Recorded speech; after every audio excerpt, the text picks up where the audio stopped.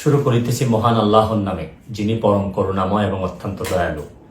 দেশের এই পরিস্থিতিতে, বন্যা পরিস্থিতিতে আমাকে আসতেই হলো আবার ভিডিওতে।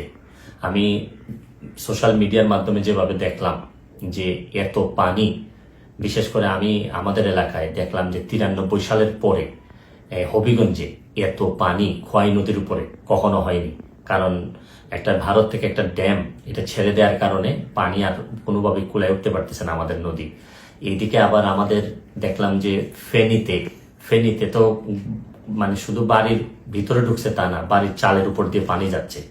এরকম কুমিল্লা, বিভিন্ন দেশের বিভিন্ন জায়গায় যেভাবে বন্যায় আক্রমণ করছে, আমি যেহেতু বন্যা নিয়ে কাজ করছি, আমার কাছে মনে হয়েছে যে এই বন্যার সময় আমার একটা অধিকার আছে যে আপনাদের সবাইকে একটা আহ্বান করার, যে যে যে এলাকায় কৃতি সন্তান আছেন তারা নিজেরা একটু ঝাঁপিয়ে পড়েন মানুষের।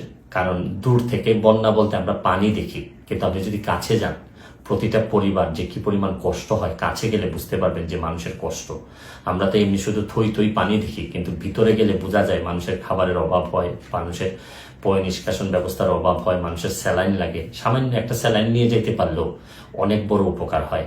আমি বিশেষ করে প্রধান উপদেষ্টা মহোদয় ডক্টর মোহাম্মদ ইউনূস সাহেবকে অনুরোধ করব যে সারা দেশে, ওনার তো তৃণমূলে কাজ করার অভিজ্ঞতা আছে, উনি যদি একটু ব্যবস্থা নেন এবং মানুষ অনেক বেশি শান্তি পাবে। কারণ আমি আরেকটা জিনিস, আমি আমার এলাকায় নিজের হবিগঞ্জের যারা আছেন, যারা আমাকে, আমার আত্মীয় স্বজন, যারা ফলোয়ার আছেন, তাদেরকে বলবো যে আপনারা যেভাবে পারেন আমাদের এলাকার, অন্তত এলাকার মানুষগুলারে সেভ করার চেষ্টা করেন।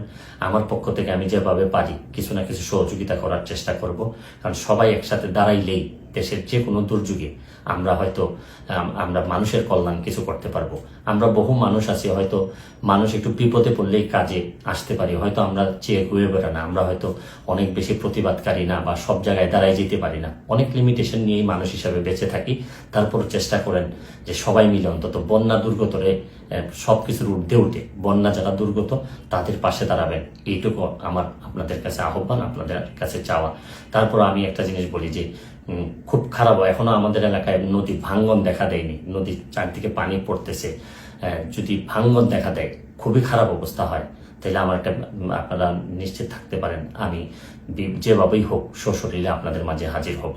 আমি চেষ্টা করবো আমার সর্বস্ব দিয়ে যাদের জন্য আমি শপথ নিয়েছিলাম তাদের পাশে দাঁড়ানোর। ভালো থাকবেন, সুস্থ থাকবেন।